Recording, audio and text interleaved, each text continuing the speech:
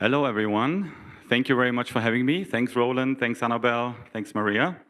I'm talking a little bit about the project that I'm working on since, well, basically turning my back on corporate architecture in 2012. I used to work for Foster here in the UK and for Arup as well in Singapore. And in 2012, I had a bit of a nice coincidence. I ended up in a small little border town on the Thai-Burma border called Mae Sot. And I met this amazing lady, Dr. Cynthia Mong. She's Karen ethnic, and she fled Burma in 1989 during the Saffron Revolution to Thailand. So she's a migrant, she's a refugee actually. She's on the blacklist in Burma, so she hasn't been back since 1989, and she founded this beautiful hospital, Mae Tao Clinic. I ended up in Mae Sot and was approached, so it was basically like a career break, 1-2 months, I didn't know, and it ended up to be 7 years in the end. I was approached if I would like to build her new hospital. And that was obviously not something that you can build from one to the other day. So we said, of course, yes. There was a little bit of stipend involved, 400 euros a month. And then we started designing a master plan, which took about a year. This hospital has, just quick numbers, annual budget of £3.5 million, 150,000 patients, 10 newborn babies every day. They're vaccinating, which is very important. They provide birth registration, which is something that doesn't really happen in Burma. So this hospital is in Thailand, right? So we're not talking about inside Burma, we're talking about Thailand. And many of you probably know that there is a current conflict happening. 1st of February 2021, the Burmese junta took over again, the Burmese military junta took over again. And since then, we actually have a civil war. So the two Karen armies that are just across the border, both fighting against the Tamido, which is the Burmese government troops. And when we are working there now, we actually hear the shelling on the other side. So it's only 5 kilometers away. And yeah, it's pretty incredible. So when I arrived there in 2012, as I said, we worked on the master plan, but we had a few other things that they asked us to do. One of them was this training center for Mae Tao Clinic, and the training center consists of 2 different buildings, 2 classrooms, and a sort of seminar hall and some dormitories. I only put one picture of the dormitory in here. It doesn't have anything to do with clay in particular. It's bamboo and timber structure. So the timber there is beautiful timber. It's all secondhand. So we haven't cut any trees for it. Bamboo is not a tree. Bamboo is a grass, as you probably know. So, and we built 5 of these structures, temporary. They cost us $7,500. We were able to host 120 kids in them for temporary, supposed to be a year. It was in the end 4 years, and unfortunately they burned down at the end, just shortly before we wanted to dismantle them. This is the team that we sort of, gathered or found, or they found us probably, in 2012 for the very first project, for this training center project. And most of them I'm still working together today. So Albert is the other part of Agora Architects that was founded in 2012. He's the second on the left. And all these guys are migrants, some of them refugees from Burma, different ethnic backgrounds. Some are Mon, Chin, Karen, Aka, so different hill tribes as well. And they're all basically living in Mae Sot. I'm just showing a few pictures of these finished project because it was one of our first projects. This is the picture that probably tells a lot. The building that is sitting there in the back comes from this little hole that you see here at the front. Basically all the bricks, all the mud bricks that we produced, we used the space in between, and then we built these 2 classrooms in the back. I must say that I was not familiar with Adobe or any earthen construction until I arrived in Thailand. And we were inspired to build with earth for this project by a guy in northern Thailand. There's a farm called Pan Pan near Chiang Mai. And his name is John Jandai. He's very, very famous in Thailand. His Pan farm is also very famous, so if you make it to Thailand, please go and visit. It's a beautiful place. And yeah, we sort of, I think, visited him for a couple of days and had a quick insight, and then we basically tried and made a lot of mistakes. As you can see, the roof is way too short, the facade always got wet, somebody was trying to add some concrete, like some cement plaster, which obviously doesn't work. And in the meantime, the space in between has grown, so there's a lot of bamboo and other plants and trees that came up. A few pictures from the inside. This has been used on a daily basis, and it's now 12 years old, and it's in beautiful condition. So, as you know, when you want to like make this building look new again, you just go in and you replaster the classrooms on the inside and on the outside. The span of the roof trusses are way too long, 8 meters. So with future projects, we try to avoid that. You will see that in the next projects that I'm showing. That was a project that literally we developed over a long weekend.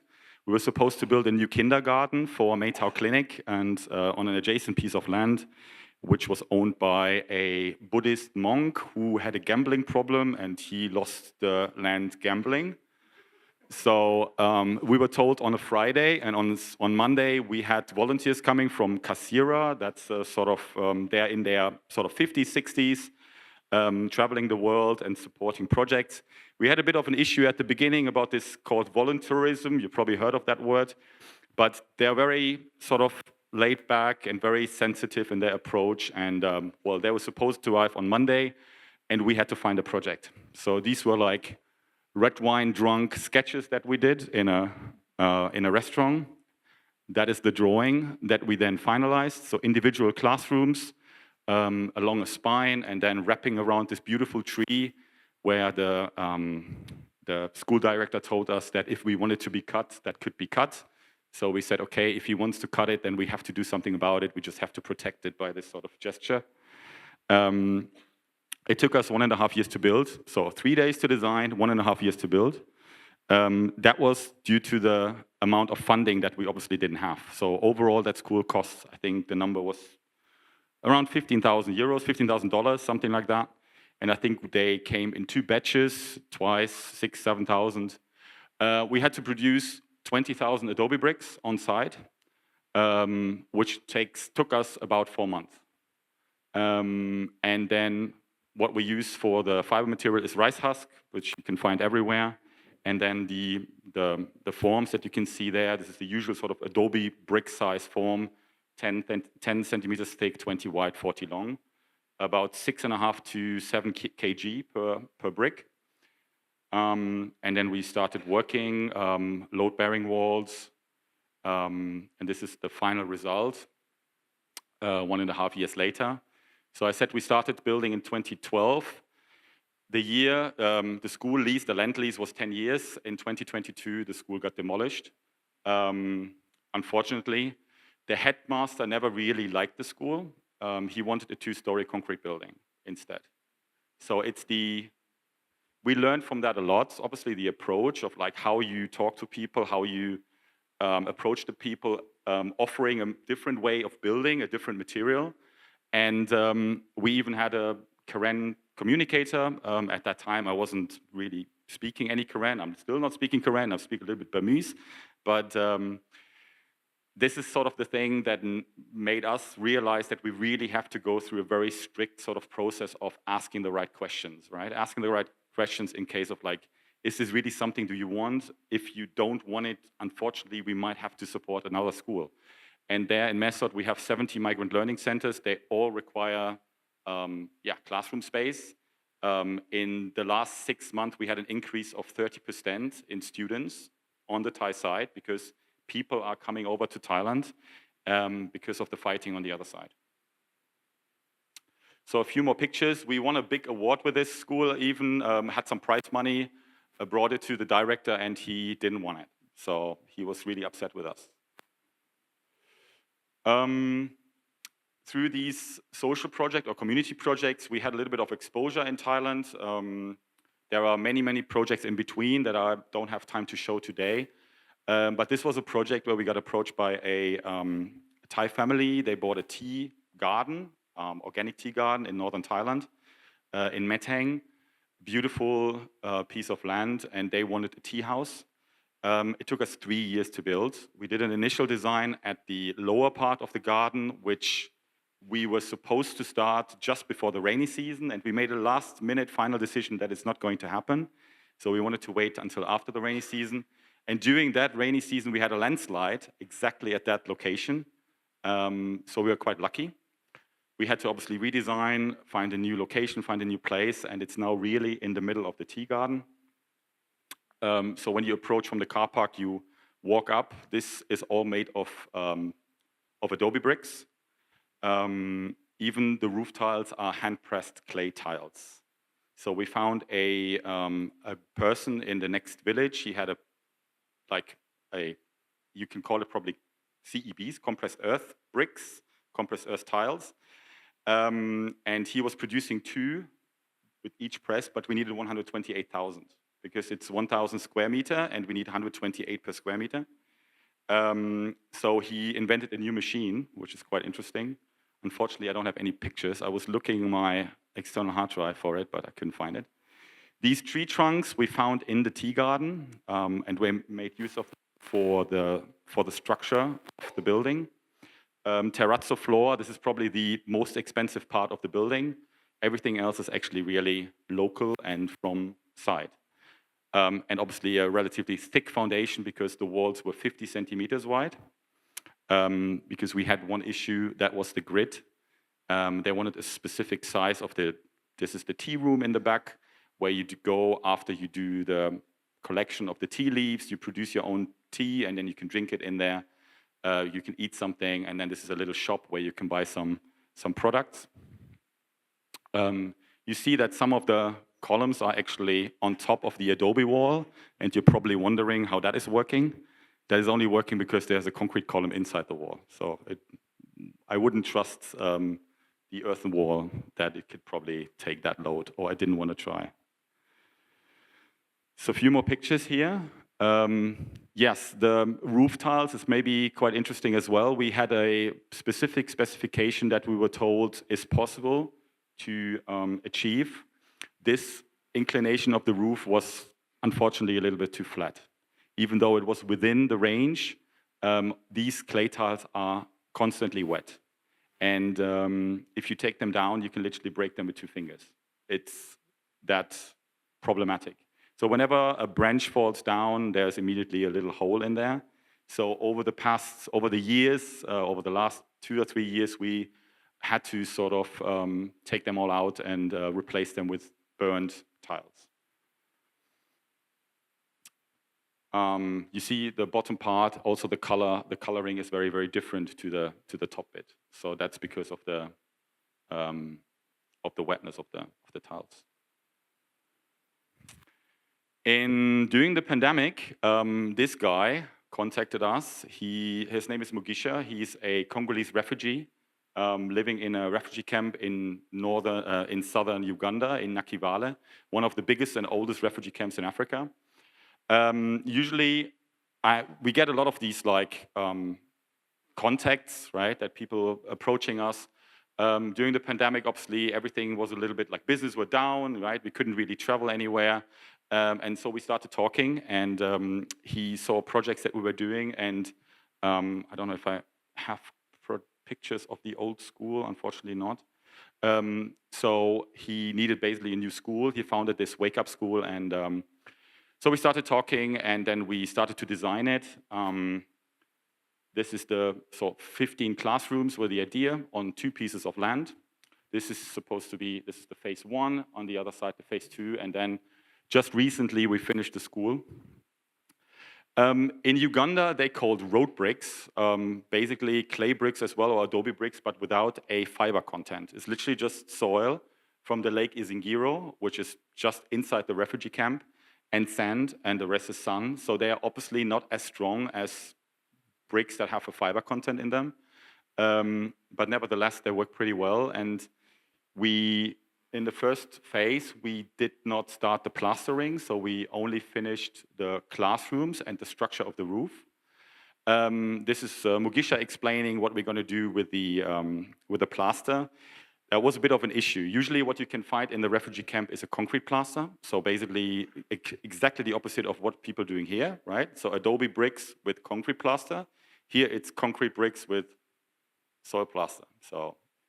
So we explained them that we maybe wanted to try something different and what starch project we can find. We had some corn starch. Unfortunately, corn is an ingredient that usually gets eaten there and is relatively expensive, more expensive than cement. So that was the meeting where basically Mugisha explained that we're going to put some food on the walls, which created obviously a bit of an issue. Nevertheless, we tried, we explained, and this is Julian, he's also a Congolese refugee. He's the plasterer there in the refugee camp, and he really only knew concrete plaster. So we experimented with this cornstarch, and it was quite successful. That is another quite interesting thing. So these are the usual road bricks that you can find. These are the road bricks from the termite piles. So they have a completely different consistency. They are very, very strong because they have the saliva from the termites. I have looked in the internet. I couldn't find any information about it. Would be a quite interesting topic to maybe do a research on. And this is the finished school. Unfortunately, Mugisha won't be able to see the school anymore. He had a fatal motorbike accident last year. And his brother, Dangano, took over, with whom we were able to finish the third phase for the school. And yeah, now we have a couple of follow-up projects over there, which we hopefully going to start towards the end of this year. We're already coming to 2023, so I left Mesot in the Thai-Burma border in 2018. So this is the project that we did over there, just a very quick sketch, double S, and this is the drawing. And we always have like high schools, universities over there coming for workshops. And these were the walls that we were building. And that is the finished school already. So we literally use these walls, sort of this double S or snake as you want. Have some burned tiles for the floor. And this is the finished school. We built all of this in 5 weeks. And this is the school that we built this year, or one of the 2 schools. Unfortunately, a relatively big concrete foundation. The old classrooms on the right-hand side, the new classrooms between these trees that we obviously didn't want to cut. And then we wrapped these entrances around wherever there was space around the trees. Again, high schools and universities came to participate. Usually in Thailand, we use tapioca starch. So tapioca is a root over there that you can, the starch you can buy in bags. It's jelly beans, not jelly beans. What's that? Bubble tea, right? You probably have seen that. That's like tapioca balls in there. We usually also work with a lot of volunteers. So people sometimes from Germany come over with like universities. And for this project, we at some point had 40 people on site. We incorporated some of the bamboo into the walls. These were the entrances when they were almost finished. The in-between space between either 2 classrooms on the left and 2 on the right, sort of the bench and the floor.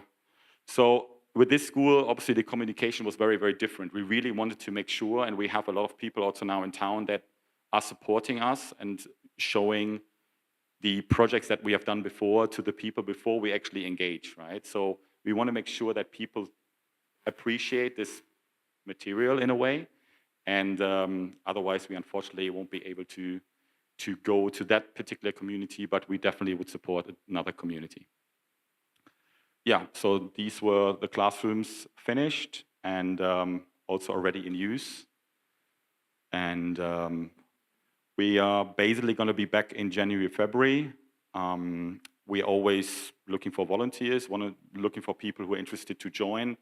Here in the UK and also in Germany, I'm leading a lot of workshops and summer schools. So if there is any interest in doing something like that, so this whole building, as you can see, we completed it in 6 weeks. So it is possible, right? It was very intense. We worked 6.5 days a week, but and with a budget of $14,000. it's definitely doable, and it's a direct and very quick response to their needs, because they had a huge demand for new classroom space. And yeah, thank you for listening.